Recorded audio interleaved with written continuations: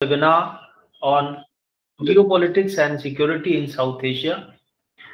We have the great pleasure of having with us today a very distinguished guest who really needs no introduction, General Atta Hasnan.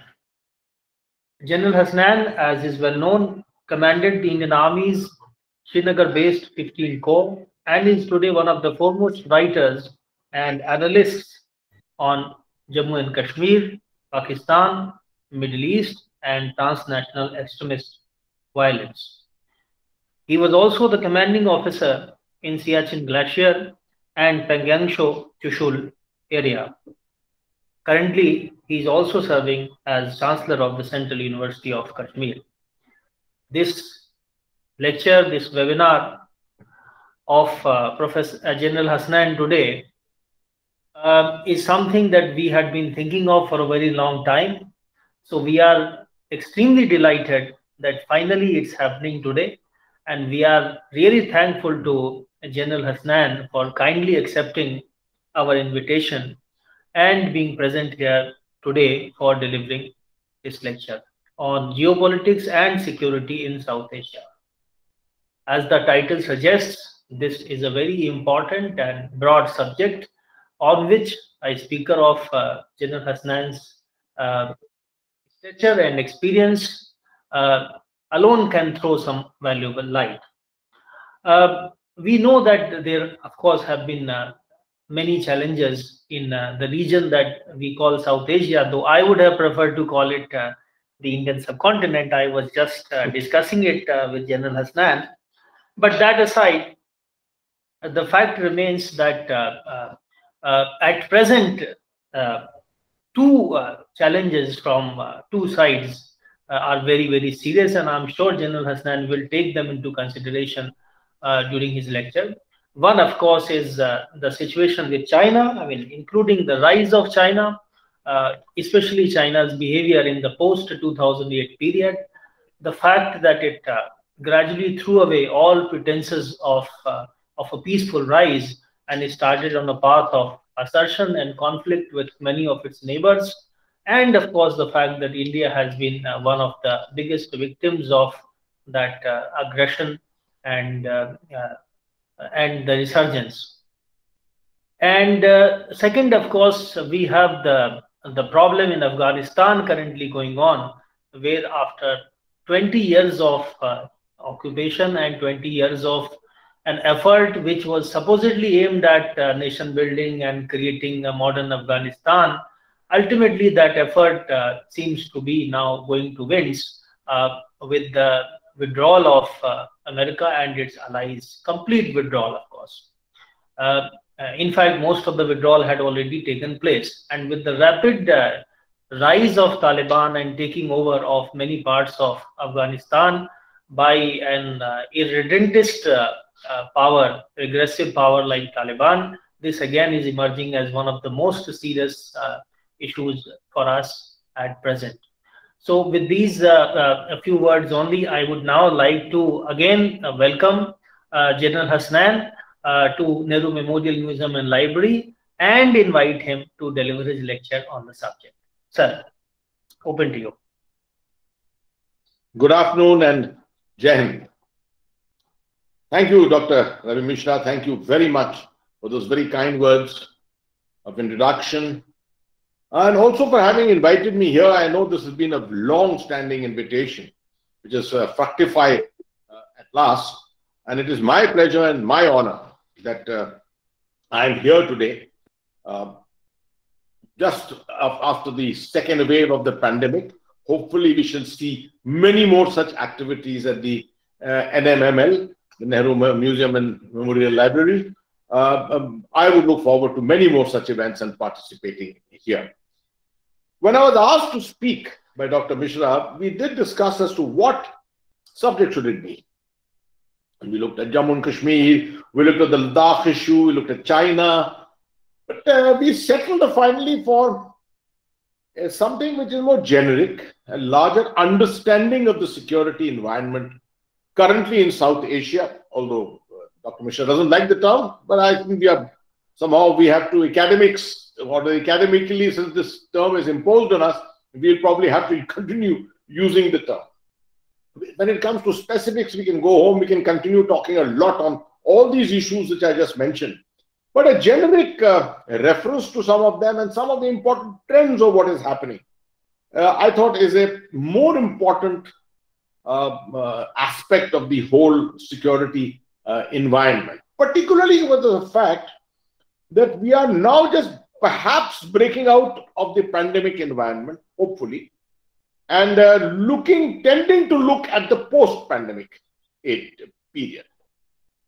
So before I go any further, I'm going to flash a map for you. Flash a map for you, in which I'll try and explain a couple of things which I always like to speak about. Because I strongly believe that geopolitics and geostrategic affairs can hardly be discussed without the use of a map. And we in the armed forces are normally very adept at using them. So I thought I might as well take out one or two important issues from this map, from the map of Asia, and see if we can make some sense of it. If you can just share the...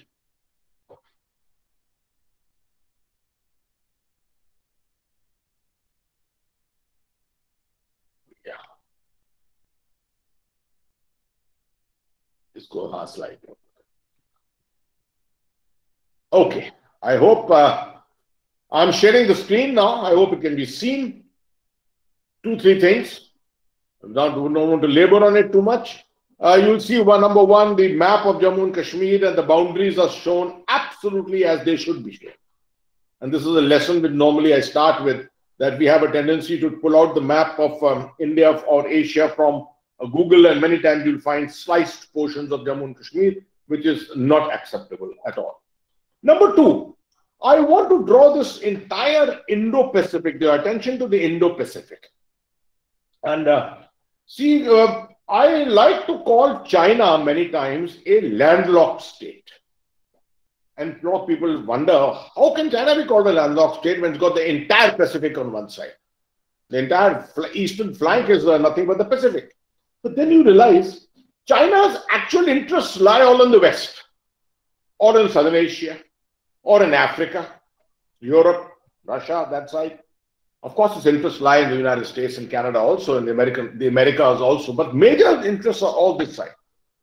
And somehow, it finds that its lines of communication to all those areas of interest are or could be threatened.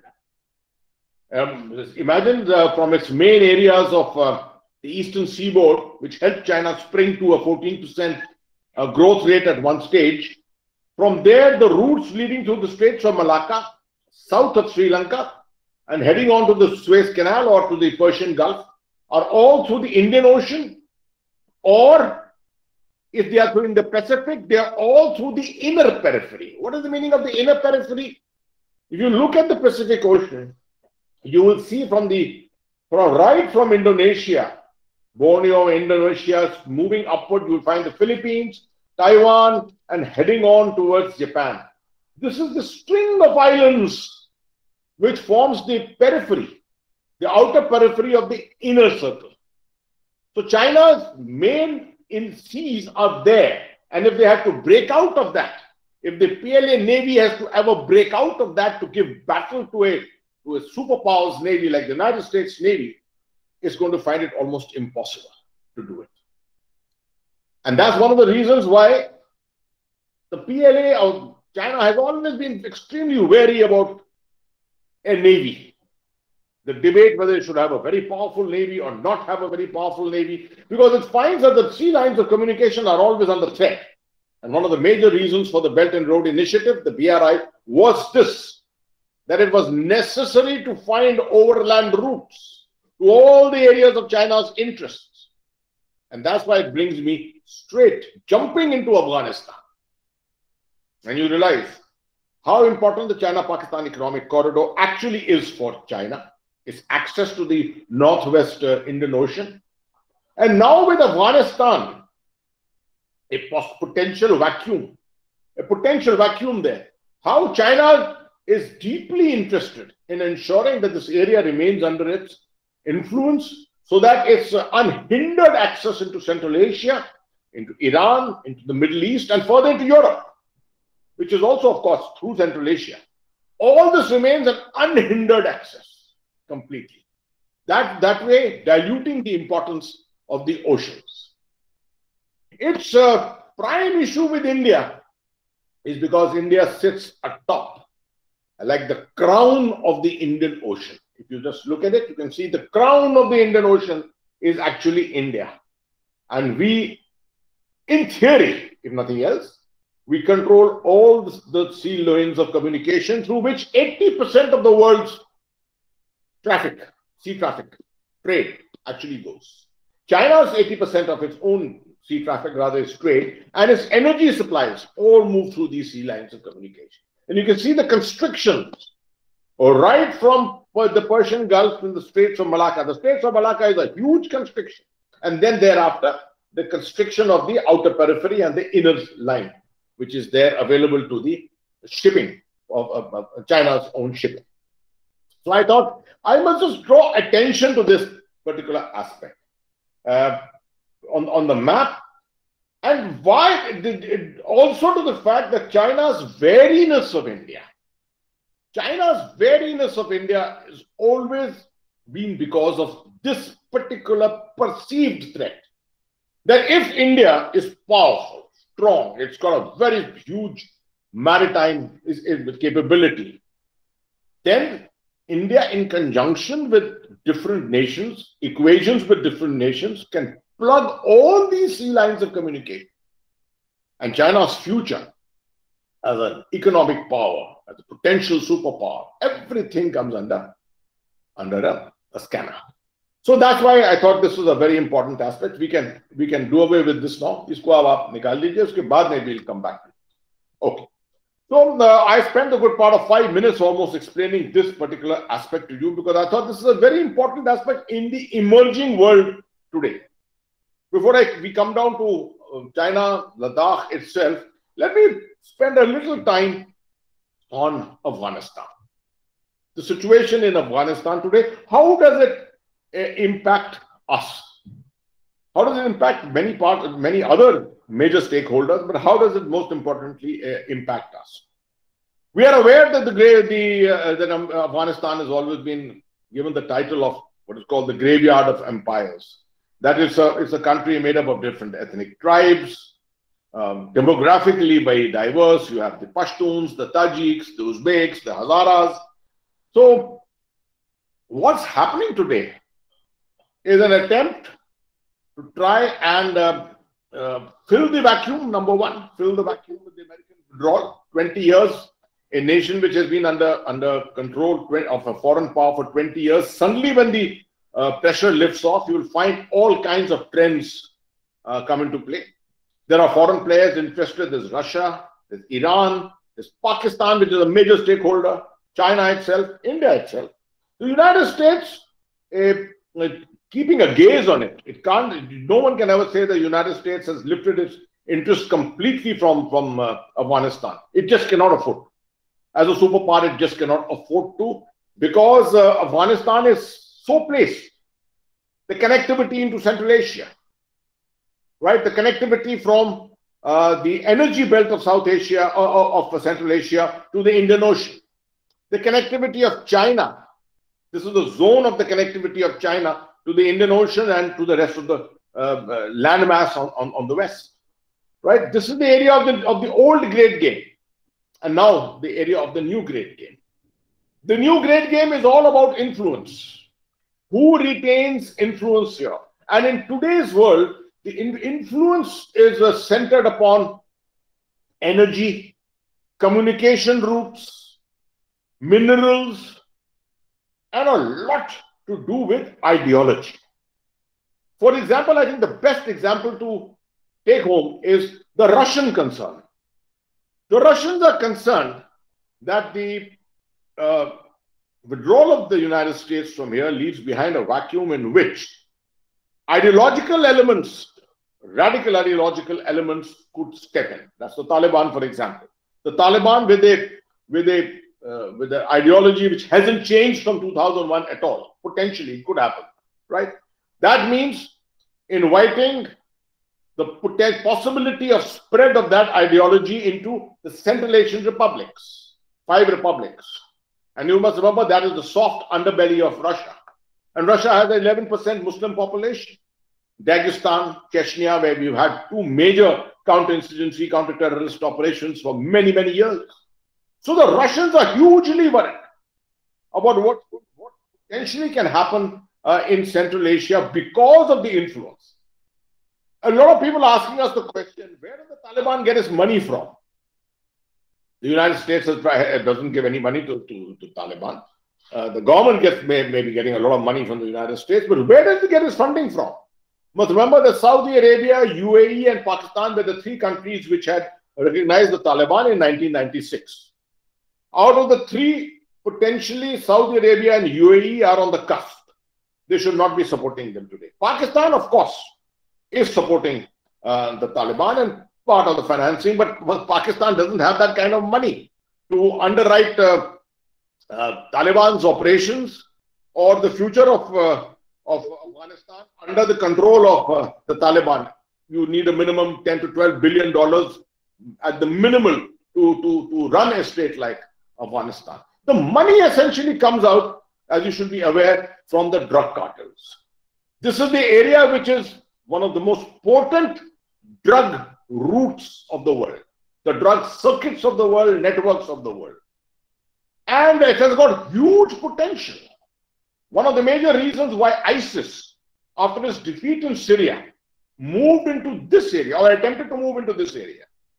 What had happened in Sri Lanka and what happened in Bangladesh and what happened in Philippines as far as the ISIS was concerned were diversionaries.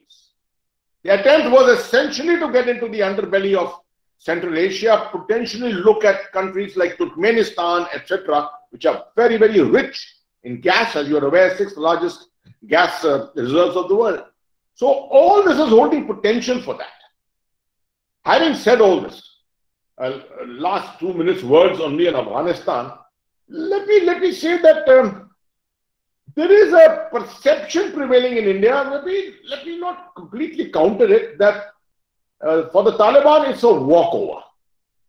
The 31st of July, 31st of August, the last date of the American presence, thereafter is just a walkover. Already so many 100 districts of Afghanistan have fallen to the Taliban.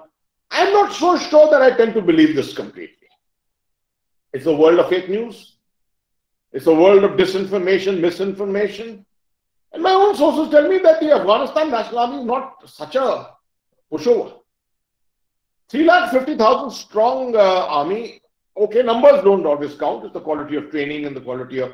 Last 4 years, averagely, they've lost 8,000 men killed. I don't think any army in the world has got such large casualty figures. 8,000 averagely killed every year. They've been very largely trained in India, many of them, and by the Americans. They've got some American equipment. There's a perception that they don't have air power at all. There are approximately 160 all kinds of aircraft put together, which are there. And they've got a fair amount of munitions with them.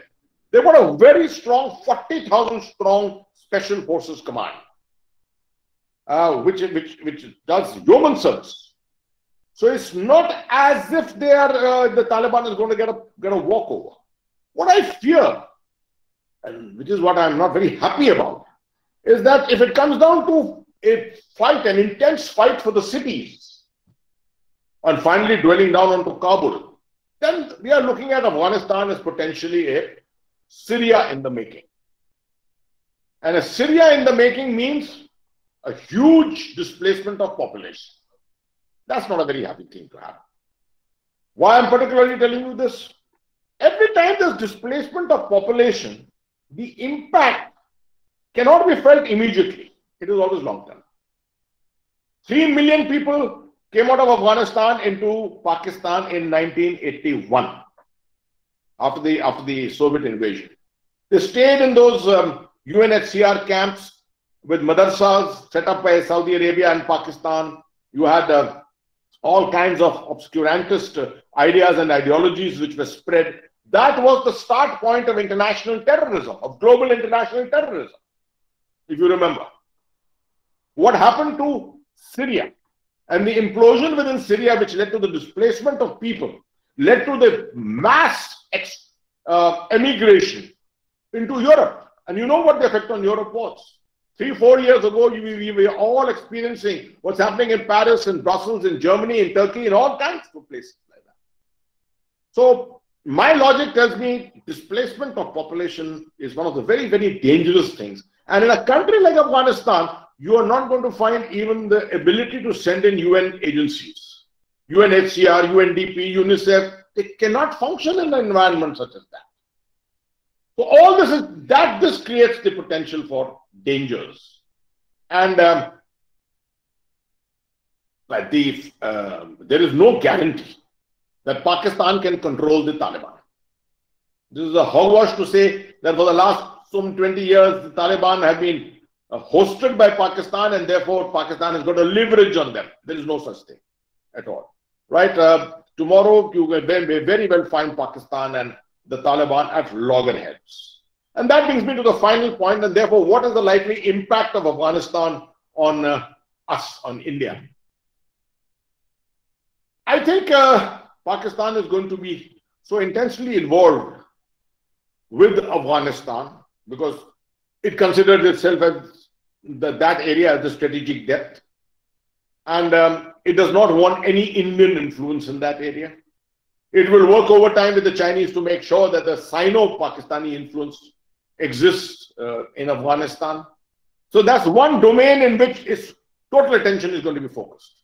The second domain is going to be its own internal security, Pakistan's internal security, which is going to be, to my mind, very adversely affected by movement of populations. You're already seeing that although the border crossings are under Taliban control to some extent at the moment, but you're finding in some people spreading over. Tehreek-e-Taliban Pakistan, the Pakistani terrorist group, has already made one attack on the frontier constabulary of the Pakistan armed forces. So this is something which the Pakistanis are extremely worried about. Because if you remember, they fought a 4-year campaign, Zarbaz, against these various elements, Tehreek-e-Taliban Pakistan and company. To add to them are organizations like Lashkar-e-Jhangvi, the Lashkar-e-Toiba itself, the Jaish-e-Mohammed, who may seek at this time as an opportunity to seek more international glory for themselves. So they're going to be stuck into this internally for some time. And therefore, I think that Kashmir and Jammu and Kashmir may become just about the third priority for Pakistan, unless an opportunity presents itself, like what happened with Burhan Wani in 2016. Killing of Burhan Wani provided an opportunity at that time. There was an upsurge of sub-nationalism in the Kashmiri population, and you found Pakistan exploiting it completely. Now, that kind of an opportunity is something different. But not given that,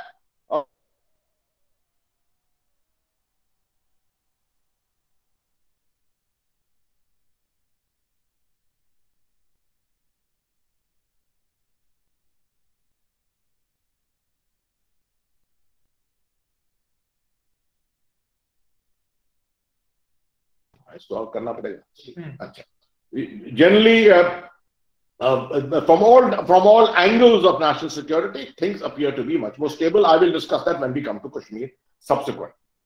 Okay, that brings me to the post-pandemic situation. Now, this is interesting. Can we share the screen here? This is interesting. Hoga thoda iska. Yeah.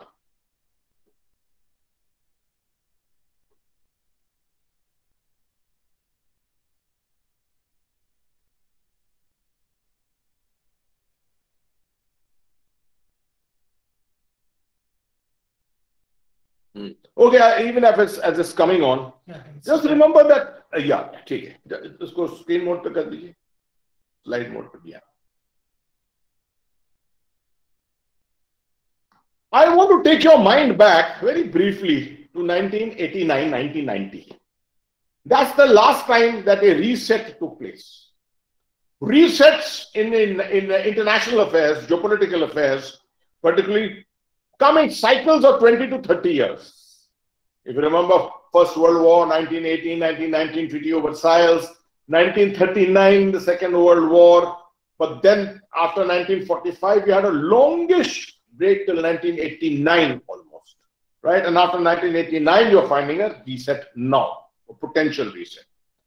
You found in 1989 the growth of US power, now a single superpower, right? Multilateralism was predicted that it will come about in the future. It didn't really happen in that manner. It also led to the rise of China to the center of global industrial growth. Remember Deng Xiaoping's famous 4 modernizations, and this is what brought China up to 14% growth at one particular time. Deng's very famous words, bide your time, bide your time. That was the most important advice that given to the Chinese people, to bide their time, to have stable borders, right? To carry a big stick with them. Hide your stick, big stick. That's the kind of messaging which Deng Xiaoping had given at that time. And China had the patience to wait. It seems China is running out of that patience, which Deng had laid out for them. The re-emergence of Europe as a massive integrated economic power. European Union, EU, the coming of the euro together. That was a major aspect of the reset which took place in 89-90 after the fall of the Berlin Wall. The rise of the middle powers. Otherwise, where was India? And suddenly you found in 1992-93, India being suddenly, rocketed into a higher platform. You found the emergence of BRICS, subsequently Russia, China, India, South Africa, Brazil. Now you have countries like Indonesia, Australia, Turkey. So middle powers. So you have, now you all this time you had the hierarchy of big powers. Now you suddenly had a platform below that called the middle powers. Then the IT revolution was taking place. Networks were coming into place. Ideological wars were coming into place, and political Islam found itself with the growth of radical Islam, with what happened in 1979 in Iran, the revolution in Iran. You suddenly found 10, 12, 15 years later, political Islam started coming into being. And you found the likes of Al-Qaeda emerging, Osama bin Laden emerging, and that is what dictated the narratives for about 10 to 12 years. And lastly, the focus on democracy and human rights. This is something against China's interests complete, and the United States knew focus on democracy and human rights is what perhaps it perceived won the war against the Cold War against the Soviet Union. Perhaps it could do the same against the Chinese, because they knew a communist state cannot keep pace on an issue such as democracy and human rights. It is an anathema as far as the communist state is concerned. Of course, the rise of terror and hybrid war, which is what has characterized the last 30 years. Before the last 30 years, you saw hybrid war in Afghanistan to an extent. You saw it in our own domain in India. You saw it in Punjab. Subconventional operations, proxy war supported by Pakistan and things like that, but not to the magnitude of what you saw after 1989, particularly the Kashmir campaign, what's happened in Afghanistan subsequently and things like that. So this is a slide I wanted to show you particularly on the aspect of COVID, post-COVID. A lot of people wonder, COVID ka kya matlab hai? Oh, what is the pandemic, what does the disease have got to do with world geopolitics and geostrategic affairs? It's got a lot to do with it. You see, there's a sharp economic downturn worldwide, which necessitates a rethink and a withdrawal from conflict. If this pandemic, third, fourth, fifth, sixth wave comes, you can imagine what the state of the economies of the world is going to be. You are still a middle power. You are a very strong state with a $3 trillion economy. Imagine the states such as Pakistan. Compare our foreign exchange reserves and then you realize what Pakistan is.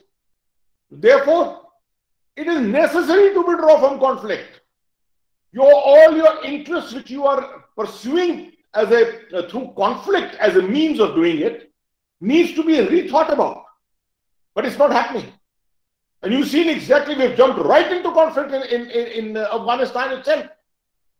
You found the conflict in Nagorno-Karabakh between Armenia and Azerbaijan, one of the first conventional wars after many years. So this is something which the world will have to fight against. But knowing human nature, it's not probable that it will succeed in doing it.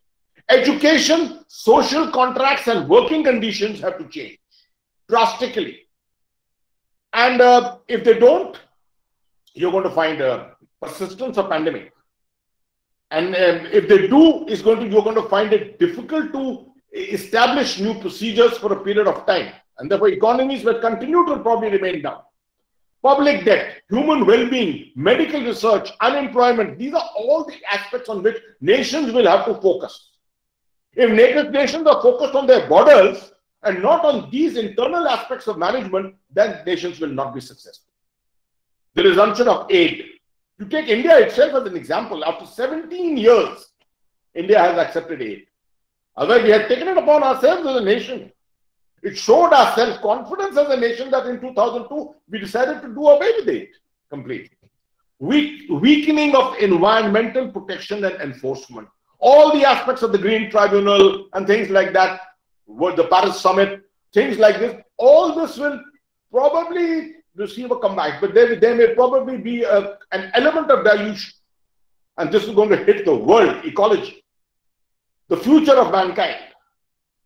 So, because nations are going to be interested more about in economic advancement and to hell with the issues such as ecology for some time. So this is going to be a major conflict within nations itself. And lastly, the level of cooperation which will be needed is unprecedented. The United Nations from 1946 till now has never been able to succeed in doing it. What are the United Nations doing today in Afghanistan? We should ask ourselves that question. When the whole world is looking at Afghanistan as a single source of conflict, where is the United Nations? We haven't even heard the name of the Security Council so far. It is going to be a test of civilizational advancement. And it's a test of whether humans really are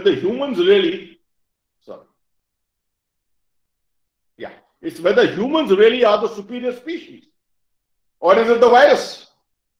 Or is it ultimately the robo?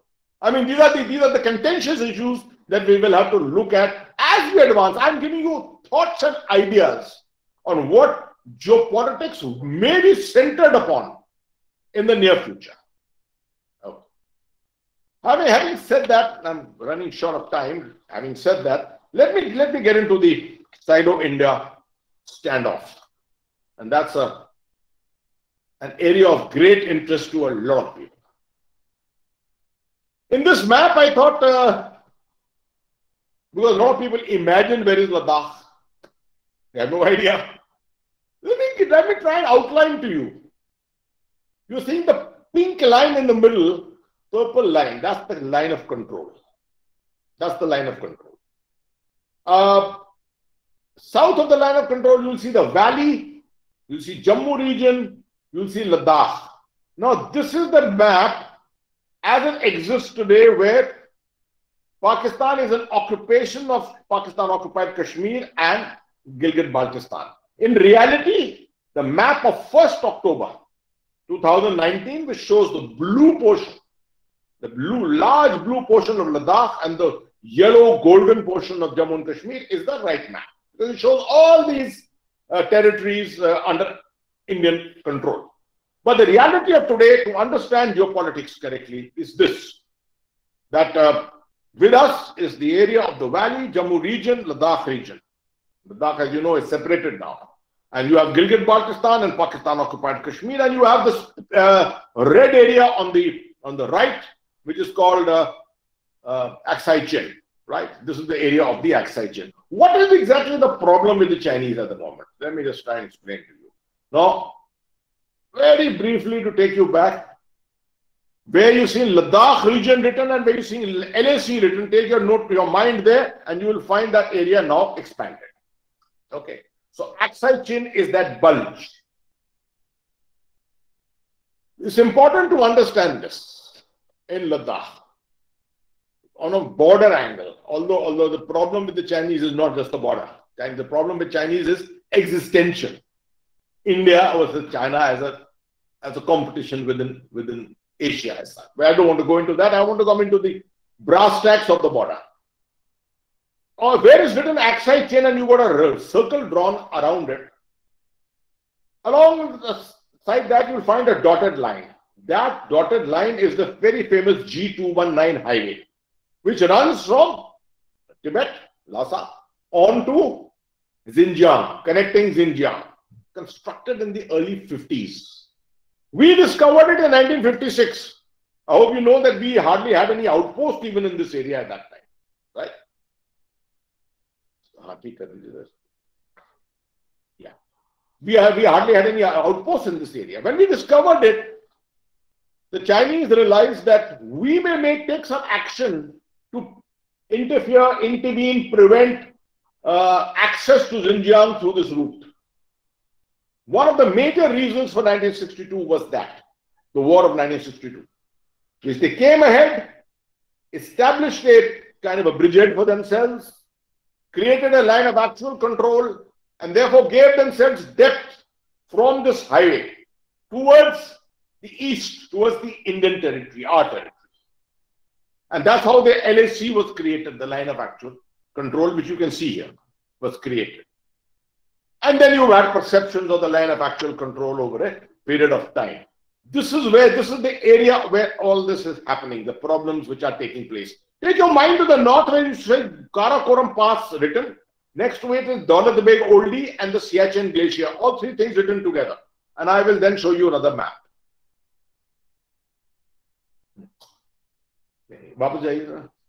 Yeah. You see this picture? Yeah, now go ahead. Now you see this. A lot of people will keep telling you of two-front war and how Pakistan and China can come together from the Siachen Glacier into Ladakh and capture this whole area of Daulat Beg Oldie. This is the biggest hogwash you can think about. Right? Don't let people take you for a ride on giving you these ideas, outlandish ideas. Yes, the Chinese are sitting in the Depsang Plains, which is east of Daulat Beg Oldie, DBO, which is written DBO. And on the west is the Siachen Glacier, where you can see it written there. And you see this triangle of territory, the red dotted line and the green dotted line.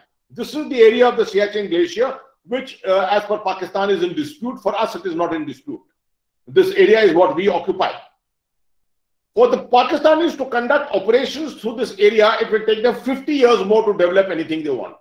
The technology to develop operations through a deep glaciated zone is not possible. So therefore, to think that the Pakistanis can come out of the blue and start assisting the Chinese in operations in Ladakh in this manner is outlandish. If at all they can do anything, they can assist in Kargil.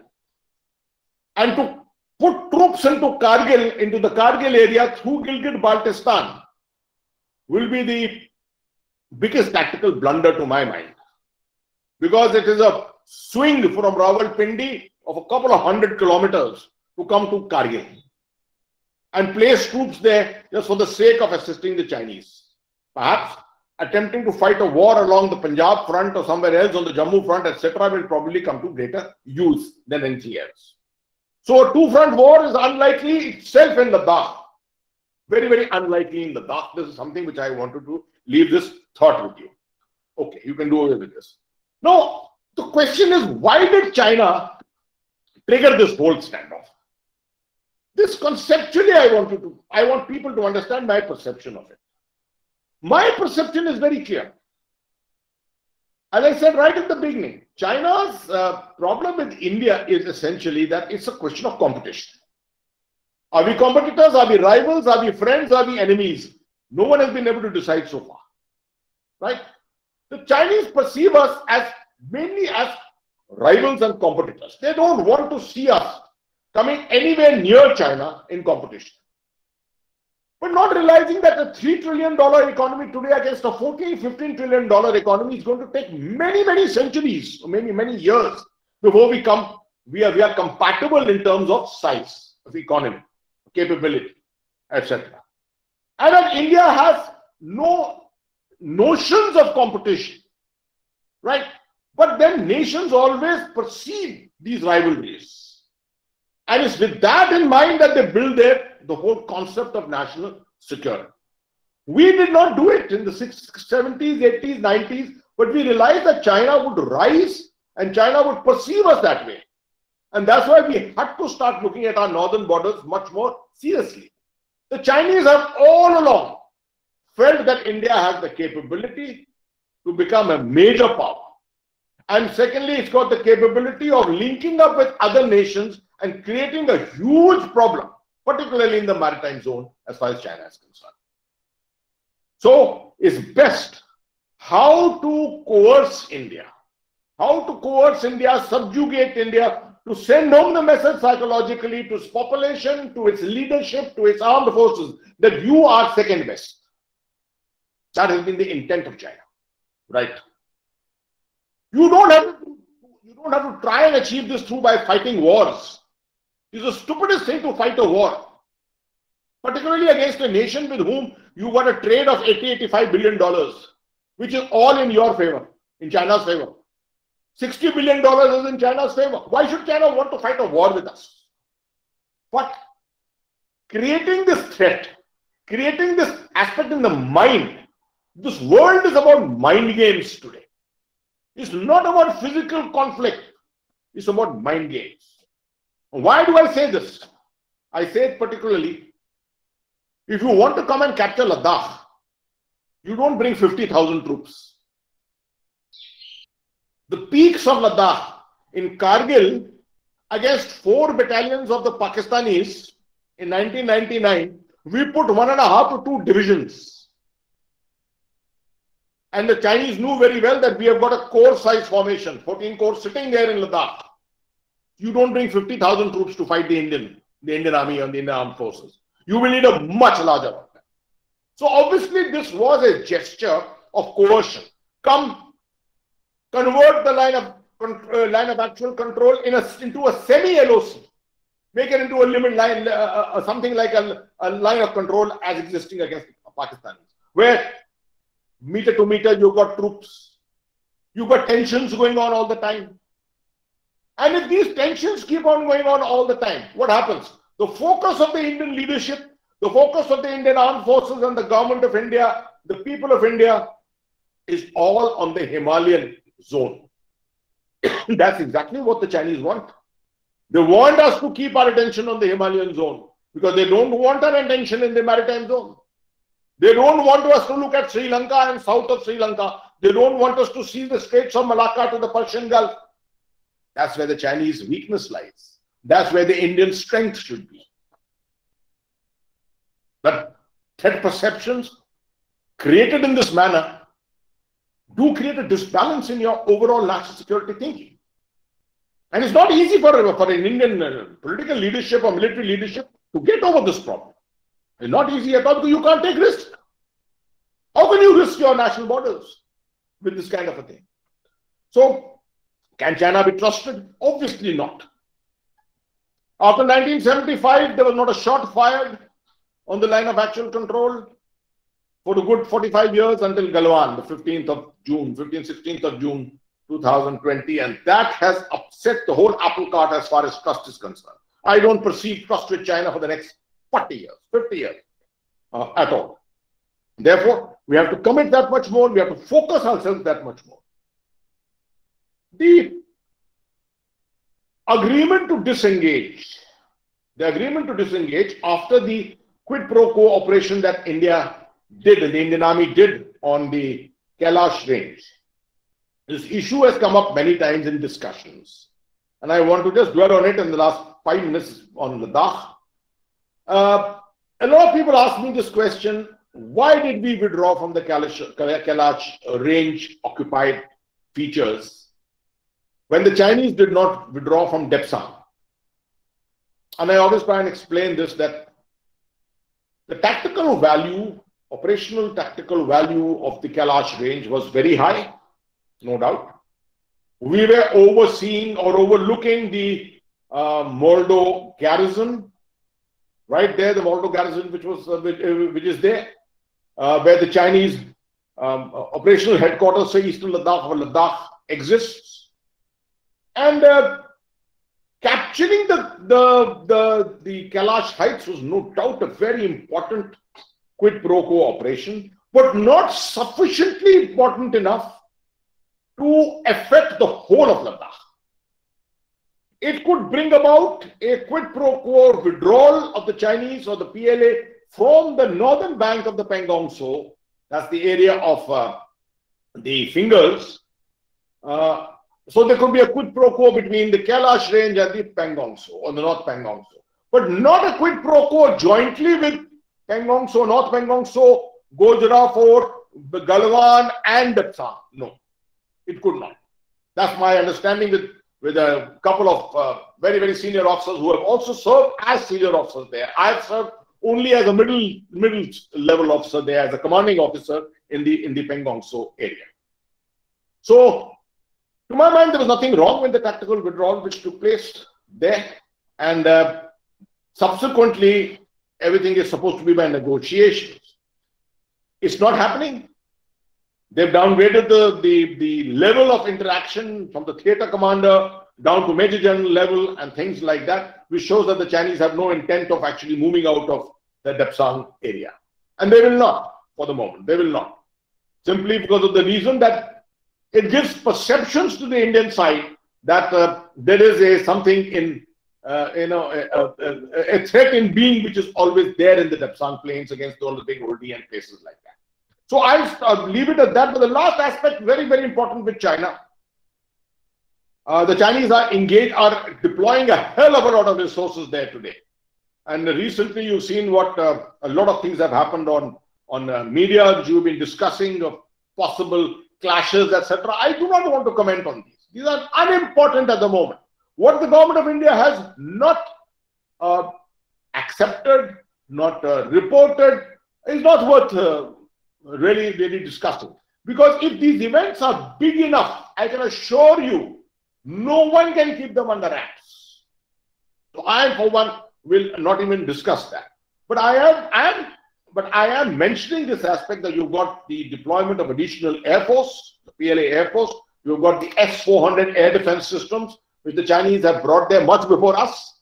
Our air defense systems are also due to come in from Russia, but they have already brought in there.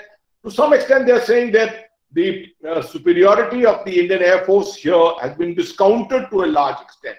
That's not really entirely true. There are tactical means by which the Air Force can always overcome some of these aspects. What China has definitely achieved, probably, or not achieved, I would say, it has lost international face and reputation. And therefore, a future attempt at further militarizing this area or attempting to take the militarization to a level of triggering some face-offs against each other is, to my mind, much less likely now. But that enhances the potential of non-traditional threats.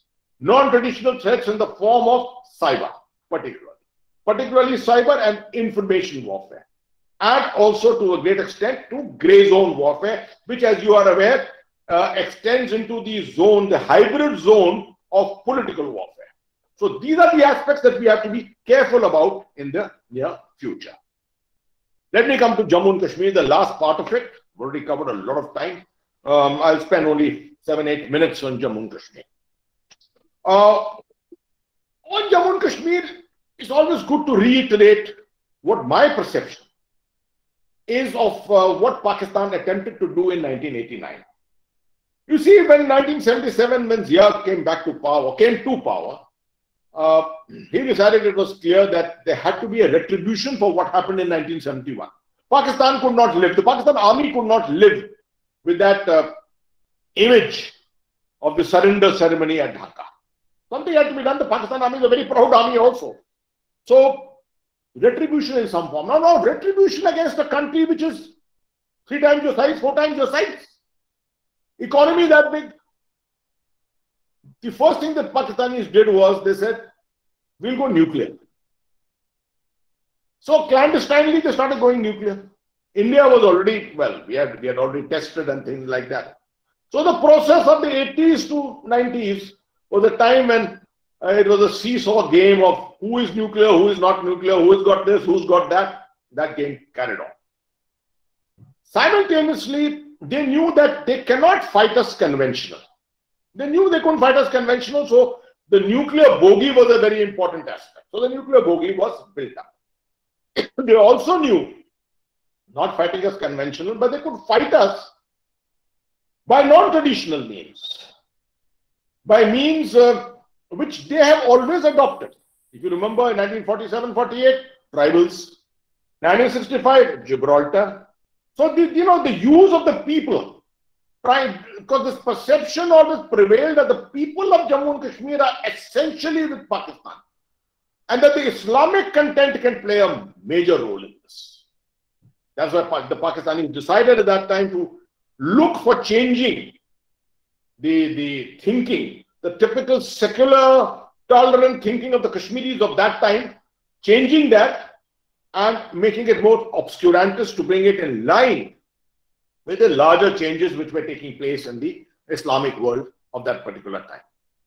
So they decided to fight hybrid, and they went hybrid. In 1989, they went hybrid. All kinds of things they followed.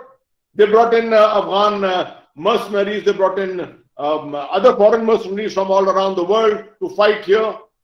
They created an overground worker network. They brought in finances. They brought in drugs. All kinds of things of this nature. They subverted the media. They subverted very large part of the bureaucracy. These are the non-traditional means of fighting to bring you to your knees. Our problem was only one. We fought as if we are fighting a conventional war. We went only kinetic. Kill the terrorists, neutralize the terrorists, and everything will go away. It didn't go away. We reduced the strength of terrorists from 7,000 down to 250, but the problem didn't go away. That is where the aspect of the flawed concept of operation comes from, because hybrid operations cannot be fought the conventional way. What happened in 2019? I'm going to cut it short. From all this, I'm going to bring it to 2019.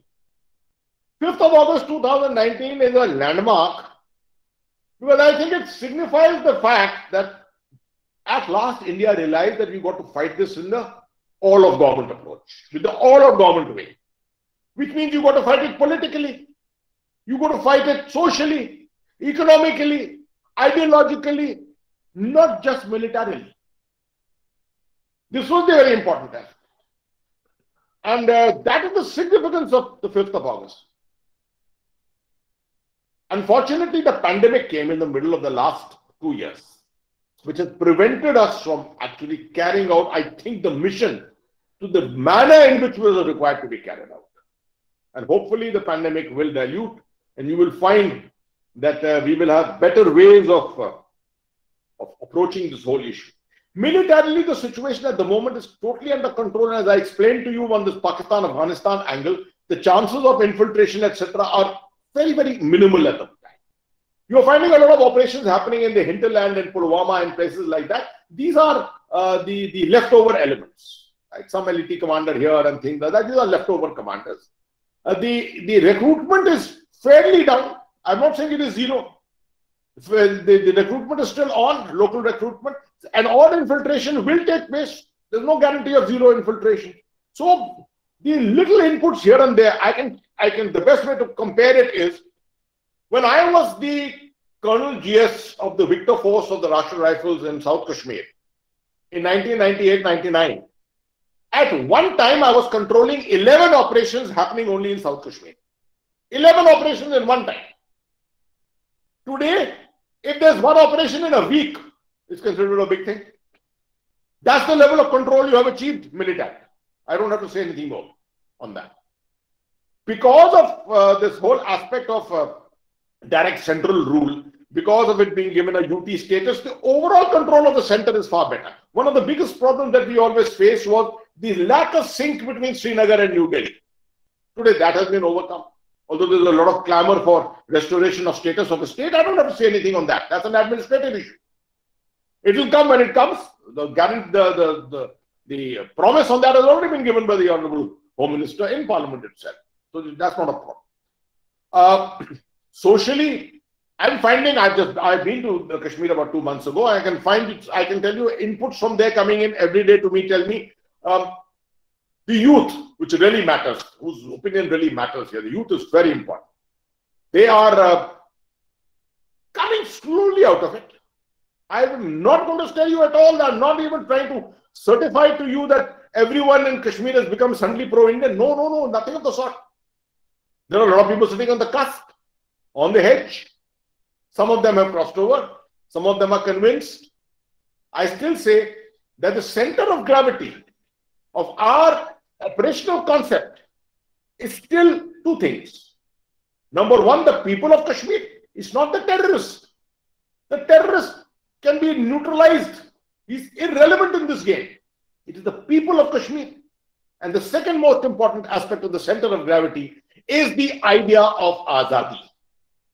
This thing which prevails in the mind of the Awam, that Azadi is possible or merger with Pakistan is possible. This is the aspect on which today a lot of work is going on. And I'm happy to see a lot of it on social media, where our own people are doing tremendous work. Young Kashmiris are doing tremendous work. I've never seen the national flag, the Tiranga, flying in so many places in Kashmir ever before. And these are all positive signs, which are not going to send very happy signals across the line of control. But we are in a period of transition, and no one should ever imagine that we have crossed the hump. We have not. We are still very much there in the cusp area. And things can go wrong. One Pulwama kind of action can upset the entire apple cart. And therefore, we have to be extremely careful. For anyone to say that the security forces are no longer relevant, sorry, that's not the case at all. Right? My last point, two last points of this whole talk. I strongly feel that with all this happening, it's important for us to symbolically make an approach to the people of Kashmir, that they are very much a part of this great nation, that they are an integrated element, temporarily only in mind and thought separated, that we have got miles to go together. This is the message which has to go out at every level. We in the armed forces have been attempting to do this for a long time. I'm glad a lot of people have not joined in. The rest of the nation needs to join in. The media needs to join in. A lot of corporate houses need to join in. Everyone needs to make it a national effort to do so. And my very last point, I think the role of Jammu in resolving this whole problem and making sure that the messaging is positive and the messaging is indicative of India's larger desire of seeing the Kashmiri people as part of India. The role of Jammu is very, very important. Jammu, the people of Jammu understand Kashmir. They are the greatest stakeholders of what happens in Kashmir. I would love to see some great actions taking place in terms of cooperation by the people of Jammu with the people of Kashmir and things of that nature. So that's about all I have to say. And as I said at the end, I strongly believe we are on the positive path. We are on the path of success. But as I said, there are obstacles in the way. And even the example of a single Pulwama upsetting everything is always there. And therefore, we need to remain convinced. We need to remain convinced that our approach on Jammu and Kashmir is absolutely correct. Thank you very much, and Jai Hind.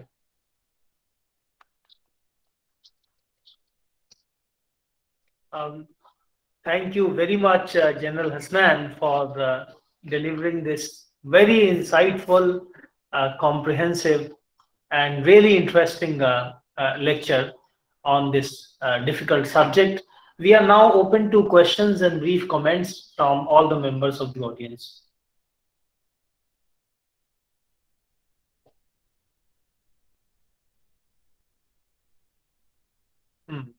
You can either, yes, please go ahead. Gautam Sen.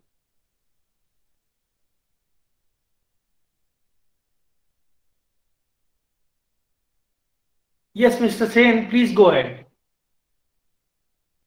You are muted, sir. You are muted. You are muted. You have to unmute. You are still muted. आप कर सकते हैं mute, unmute नहीं कर सकते, वही करेंगे। Mute तो कर सकते हैं लेकिन अनम्यूट नहीं कर सकते। You are still muted. We can't hear you, sir. You are muted. No, there is some problem. Any other question in the meantime? हाँ, please go ahead. इसकी जरूरत नहीं है, आप वैसे आप ऐसे बोलिए। I have a very basic question, sir, regarding Afghanistan. थोड़ा लाउडली कहिएगा ताकि वो लोग सुन मास्क सकें। उतार लीजिए, मास्क उतार के कहिए। Will China jump in to fill the vacuum in Afghanistan? This is a very basic question. Vacuum where? Vacuum in Afghanistan. Okay. Yeah. Second, will Taliban accept the Chinese approach? Okay, thank you. The question which has been put to me is whether the Chinese are likely to jump into the vacuum which has been created in Afghanistan. And number two, whether the Taliban will accept the Chinese out there. Let me very briefly. You see, what you're seeing at the moment is indicators, a lot of indicators. The Taliban also are playing as if they are available to people. They've got multiple interests. They know the Russians are interested. I explained to you the Russian interest. The Iranians are hugely interested. The Chinese are, of course, interested. The Indians are interested. Pakistan, of course, is hand in glove with what's happening there. The Taliban doesn't want to reveal as to with whom is going to play the future, right? It's going to let the situation go along. Probably take assistance from a couple of people, denying one to the other, denying assistance from here, taking something from there, right? Never revealing what they are taking assistance, who they are taking assistance from. That's a part of the larger game, this great game which has carried on out here all this time, right? It will be at some later stage that we'll see the Taliban, if they come to power at all. There's no guarantee, I still say, of them coming to power. If and when they come to power, that is the time, around the time, and probably a final decision will be taken as to which side are they going to be playing. If I was a Taliban leader, I would never reveal as to which side I'm playing. I would take the benefit from everyone. That is what a great diplomacy is all about. Whether the Taliban is smart enough to do that, remember they have to run Afghanistan. Money is needed for that. There is no consortium as such which is coming forward to assist Afghanistan. The United Nations has so far not even indicated once as to what they are going to do, right? What is going to happen as far as the UN agencies are concerned. The Chinese have spoken a little bit about money. The aspect of get their old stakes in some of the mineral areas of Afghanistan, which they invested in 2007, if you remember, which they never developed for fear of not knowing what the future of Afghanistan was primarily. So I would say today there's an angle of uncertainty, and I don't think any of them are going to play. The Taliban are not going to play to anyone with any level of certainty. The Chinese definitely have that interest, and their major interest is ensuring that the Taliban does not ever come to the assistance of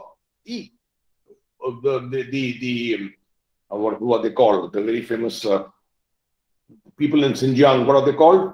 Uyghurs. The Uyghurs, right? The Uyghurs. 18 million strong population of Uyghurs, which is creating a major problem, as they are aware. Perceptions in China's reputation internationally, the issue of human rights and things like that. They want to make sure the Taliban does not ever. Publicly, we are hearing the Taliban has already mentioned it, but then this is all part of Chinese propaganda. Chinese information warfare has already preceded anything else which is happening there. They are talking about Chinese interests. They are talking about the promises being made by Taliban. But I would take anything which is coming out of China or coming out of news agencies of Afghanistan with a pinch of salt at this particular moment. Other questions? Yes, please go ahead. I am Mr. Gautam Sen, former Special Secretary and Advisor. One point, General Hasnain seems, you've not dwelt on that as much. That is the Iranian aspect. I feel that India could have dealt with Iran in a better way and developed some conjoint approaches, which does not seem to be happening of late. On that, if you could, say something, I'll be obliged. Thank you, sir. Thank you very much. And you are spot on, absolutely. Maybe because of shortage of time that I did not really look at the Iran angle. But yesterday itself, I wrote a long piece for the Chanakya Forum in which I analyzed the entire aspect of Iran very in great detail. Let me say this. The Iranians are deeply interested, number one. They don't want to have their western or their eastern border as turbulent as their western shores of the Persian Gulf or the areas adjoining Iraq, where all the problems of ISIS, etc. have taken place. They want to make sure that their borders with Iran, with Afghanistan remain stable. That's number one. They don't want a movement of population from all those areas and coming into Iran. They don't want a Baluchi problem on their hands. They know that there are something to the tune of about 4.5 million Baluchis who are there existent in Afghanistan. We don't want to see problems of the Baluch with the Baluch of Pakistan and the Baluch of Iran on the other side. So these are demographic issues, number one. They also don't want to see the Hazaras, which is a very large community of people, Shias. They don't want to see harm to the Hazaras because the first community otherwise which is going to be hit by any potential civil war is going to be the Hazara community. Each time they have suffered. So Iran, unlike the 9-party alliance which they had at one time sponsored, this time they are quietly in negotiation with the Taliban. And they have been in negotiation with the Taliban for quite some time. Right from the time when the first reports of the ISIS having entered into northern Afghanistan were there for the taking, since then Iran has been in touch with, engagement with the Taliban. So I do think the Taliban, apparently as per reports, the Taliban have given some assurances on this. They've given a lot of assurances, and to the extent they've actually included some Hazara commanders as a part of their own forces. Now, these are changes in the overall Taliban way of existence and ideology, as has been reported from earlier years. So I do think that, yes, you're right, 100% right, that Iran is the country with whom India should be in touch to a greater extent, to be in touch with Taliban. It is not through the Central Asian route so much. Pakistani route, of course, is non-existent. Not so much the Central Asian route, but the Iranian route. But I'm not so sure as to how much are we in league with the Iranians today. You see, after all these experiences we've had with Chabahar, with the railway project, with the phosphate project and things like that, and we have been in engagement with the Iranians, no doubt, but that kind of civilizational thing which we used to talk about with Iranians seem to have diluted to some extent. Although I would love to see that revived, and I think that is the best route through which this kind of negotiation engagement with the Taliban can actually go on between India and the Taliban. Yes, next question. Please go ahead. You are muted. Please. Muted. Yes, sir. This is Dr. Parashram Patil. Yes, I would like to know what is the future of Tibet and how far situation of Tibet is going to affect on India-China relations. Thank you. Very good. Jayant Saab sitting with us. He's the best person to talk on this. But no. Okay. It's my responsibility to take on the question head on. I agree with you. In many of the discussions today, Tibet tends to get relegated. The importance of Tibet tends to get relegated. And ipso facto, it seems from our approach and the manner in which we look at this whole issue, it seems that Tibet is an accepted fact that it's a part of China. No, I don't think that's correct entirely. As long as the government in exile is here, the Dalai Lama is still very much with us. We don't know what the future is going to be after the Dalai Lama's death. How the Chinese handle it there, how we handle it, is a completely different issue. Tibet will remain a grey zone, to my mind, will remain a grey zone. You see, the conflict today has come down to the classic border areas of Ladakh, Sikkim, Arunachal, etc. And although China can be put on the back foot as far as Tibet is concerned, much of the world has come to virtually accept that Tibet or the Tibet Autonomous Region is now a part of China. So unless we can spin out an international concern for this, with some greater traction, I don't think Tibet is really a very major factor for us. Although we should not forget it at any one time, no doubt about it. It is always there. Its center stage is one of the major issues which have not been accepted. But the ground reality seems to be this, that with the world having tended to, although the United States has made some noises of late in the last 1 year or so, it considers it as one of the issues on which it can put the Chinese on the back foot. But besides that, nothing much more than that has happened. And I don't think it's going to likely to happen as far as Tibet is concerned. Yeah. Yeah, any other questions?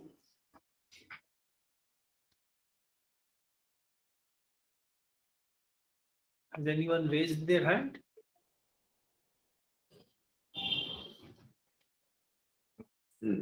We have a question here. Oh, yes, sir. yes. Please go ahead. So with growing interest of India in Afghanistan and with the growing interest of China in the maritime power, what do you think is the level of importance of Look-East policy? Where is the Level of importance of the Look-East policy? Are we still stuck on Look-East policy? I thought we are on Act-East policy. Yeah. We are on Act-East policy. That's what Mr. Modi came with. In fact, the whole issue of the difference in approach to governance or to foreign policy and diplomacy was that this government came with the whole idea of Act-East.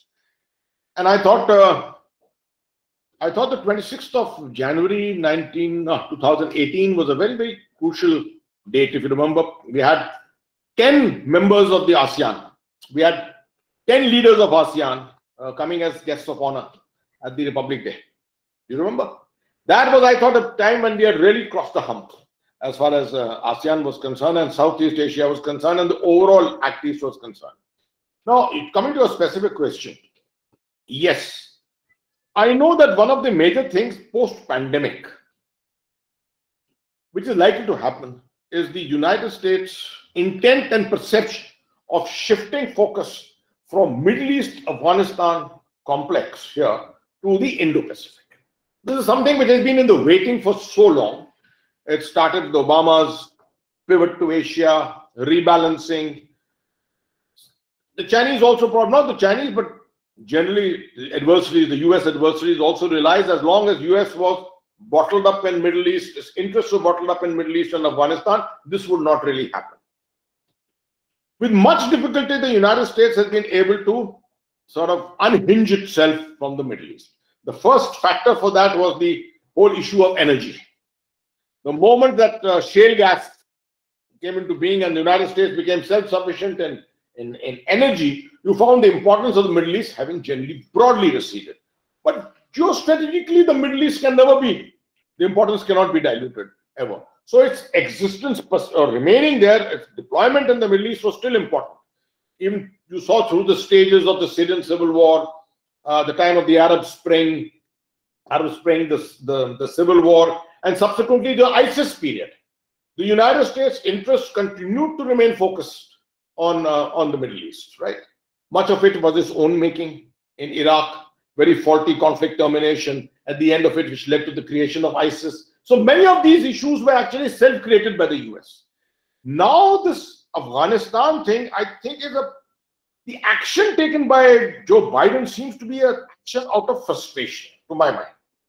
Action out of virtual frustration. They said otherwise there's no way that the United States is going to get itself out of these conflicts. 20 years is enough, $3 trillion has been spent here. It has to move into the Indo-Pacific. Otherwise, year by year, the Chinese ambition to grow, outpace America is becoming more and more evident. The fact that Xi Jinping from 2049 is bringing back the dates for China's ultimate achievement of superstardom at superpower status to 2035, his own lifetime, right? So with all this happening, it was imperative that the Americans had to move. Whether they can move now with what's happening in Afghanistan, what they have left behind, we still don't know what this conflict termination is going to lead to. Instability, utter instability being led to, and the Americans not being concerned about it at this moment. Is it to their interest completely? I'm not sure, right? I am not even certain at the moment that the next few years is going to see the Americans focus in an Act East kind of a policy for them, as far as the Americans are concerned. Our interests today seem to be wedded with the United States to a very great extent, particularly after the last 1.5 to 2 years, 2+2 and things like that, right? Quad, emergence of Quad. Quad becomes a serious, it becomes a security equation ultimately. We are yet to see that, right? So, but 2020 and our little standoff with the Chinese should give us a clear indicator that whatever we can do to assist the Americans as far as Look East is concerned, we should do it at this time. We should do it. Some of it may mean that we have to invest much more in maritime power. Because as far as the Indian Ocean is concerned, the United States is primarily banking on Indian maritime power. As far as the Pacific is concerned, you have Australia, Japan, Vietnam, the United States itself. But as far as this area is concerned, this is all about Indian maritime power. Do we have the capability after the pandemic, the state of the economy, etc., with the looming threats on the Himalayas? These are the contradictions which are emerging in our overall environment, which we have to contend.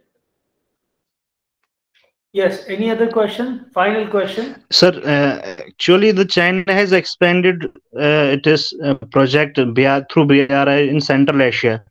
How will India contradict it in Central Asia? Because if the Taliban came to power in Afghanistan, will it be possible for India to reach out Central Asian states? See, for the last 30 years almost now, 1992, when the Central Asian republics got created, I still remember I was sitting in a very crucial appointment in the Military Intelligence Directorate in the Army headquarters, and we were very happy to see that at last the Central Asian republics are going to come up, and India's relationship with the Central Asian republics was taken to be almost for granted, because traditionally we had such a strong relationship with the Soviet Union, and there was great liking for Indian culture and things like that in Central Asia. But the Pakistanis denied us the routes, as you're aware. For the last 30 years, they have denied us the routes. And overland routes, if you don't have, to do business with a region by going by air and doing business is never done, right? So you're absolutely 100% right. We are on a disadvantage. The Chinese have a common border. Kazakhstan, Afghanistan itself, they got a small border. The Chinese have got a major advantage. So the reach of the BRI is obviously there. You see, you can't start countering the BRI. And the intention is not even that. I'm very clear the BRI is not just a simple economic, string of roads and tracks and sea routes. It is essentially a strategic measure to ensure the influence of China for the future, the overall global empire that the Chinese want to create. Do we want to entrap ourselves into countering them all over the world? Are we going to do this in Africa? Are we going to do this in Central Asia and things like that? Sorry, I am not for that. I am not for that at all. I think it's better to counter them in the Pacific. It's better to counter them in the Indo-Pacific itself. Right? And as I said in my talk itself, comparing a $3 trillion economy with a $15 trillion economy, the Chinese have got the capability, they've got the purse strings available with them to do much more than what we can do. So therefore, to compare ourselves and say that for every move on the checkerboard that the Chinese make, that India will going to counter it, I'm sorry, that's not the approach which I'll have as far as India's national security is concerned. Thank you. I think I just have a couple of comments of my own, and maybe I would like to get General Hasnan's response to these comments. You have very rightly said, sir, that China perceives India as a rival and competitor. Now, what explains the contradiction in terms of the current Chinese economic power and other forms of power, and the fact that there is such a huge gap between India and China, as you said, but still, China continues to see India as a rival and as a competitor. It seems to me, I mean, I wanted to elicit your response to it, that it is basically rooted in a realistic assessment of the history of the two countries, India and China, over hundreds or even thousands of years, which is something that China probably does not want to admit openly, but it knows that for most of human civilization, India was as much an important country or region, whatever you describe it, as China was. The world had never actually been Sinocentric, which is an opinion which has been peddled around by many people. In fact, one can say that China, in fact, you have said it, that China is more of a landlocked power, because China's geographical location in East Asia was much less advantageous than the geographical location of India. So India sits right in the middle of the Indian Ocean. It was a conduit of international trade, commerce, and all other kinds of exchanges. In fact, it was more of a, how should I describe it, more of an open civilization, which contributed in a variety of ways to other adjoining cultures, civilizations, regions. Of course, China also did that, but its nature was fundamentally different in some way. But the fact remains that for about 1,000 years, India had more population than China. Indian economy was, as far as estimates go, these are guesstimates only, Paul Barrows and Angus Madison's. I'm not saying they are very precise, but these are the best estimates that are available. India had a larger economy, it had a larger GDP than China. In terms of technology also, it is well known that India was not behind China for most of our history. And of course, in terms of international trade, as I said, partly because of the strength of its economy and partly because of its geographical location, India did either as well as China or maybe even better.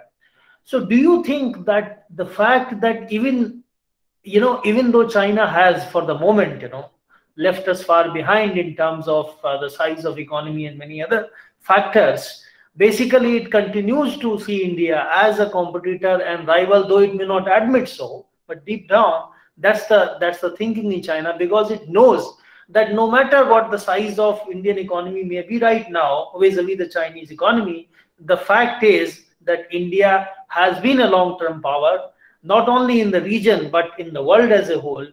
And certainly before the 16th century, certainly before the discovery of the Americas by the Europeans, and therefore one of the primary goals of the Chinese geopolitics is to keep India down in some way or the other. You will respond to this? Yes. Wonderful. I loved your perceptions. Dr. Mishra, those are very, very clear. I'll draw an analogy based on what you have exactly said. I don't know how it will gel out. One of the reasons which I did not mention for the standoff, the triggering of the standoff against India, which the Chinese did last year, and which I explained to you that with 50,000 troops, you couldn't have hoped to achieve anything in terms of capturing of territory or deep-scale campaign kind of operations and things like that. All you could achieve was some coercion on the line of actual control. And I did mention that what the Chinese were doing was messaging at that particular time. It was very important aspect was this messaging which was necessary. I strongly believe that there is a lot of apprehension within India that our relations seem to have been going very well. Honorable Prime Minister Modi had met Xi Jinping 18 times. Excellent one-to-one relations between the two heads of government was going, and yet the Chinese did this. I would say all the reasons that you mentioned, Dr. Mishra, and some of the reasons which I will mention, were responsible for this actually. Because it was getting very, very clear to the Chinese that over the last 7-8 years, things were changing in India. And someone may look at this very awkwardly. I would say the Chinese were perhaps perceiving Prime Minister Modi as a potential Deng Xiaoping. That here things were changing and you were looking from a $2.5 trillion economy, you were suddenly talking about a $5 trillion economy in a matter of 5 years. In 2016, you took your major decisions on going across the line of control, which you had not done for long. At least you had never announced it in surgical strikes. You handled the Doklam crisis. You handled Pulwama. You went across into Balakot and did that. These may be small pinpricks here and there on the line of control, but they were adding in a manner. They were adding to the Indian strategic confidence. This is the strategic confidence this nation lacked, perhaps, over a period of time. And once the strategic confidence was with you, then there were no shackles to hold you back. Probably you would start achieving what the Chinese had achieved, 14% growth in 1993, which is what the superheated economy that we spoke about and things like that. And this is what worried the Chinese. That civilizationally, this country, this region, has been virtually superior to us. Geostrategically, they are located in a place which actually commands everything east to west. If you really look at it, we are the center of the world in many ways in the Indian Ocean. So when you put this geostrategic location of India, the civilizational aspects of its achievements, and what we were achieving in the last couple of years, when you put this into a kind of a metamorphosis, you realize that a perception gets created that this nation has got tremendous potential. And if that potential is not controlled, if it is not subjugated at this time, this nation will be a huge rival for us in the near future. And that's exactly what happened in 2020. Thank you very much, General Hasnain. I think we have run completely out of time now. It has been a wonderful experience for all of us. We all feel enlightened on this subject by this lecture of General Hasnain. So I thank all members of the audience also for their very enthusiastic participation. And we look forward to more such lectures. Thank you very much. Thank you. Thank you, Dr.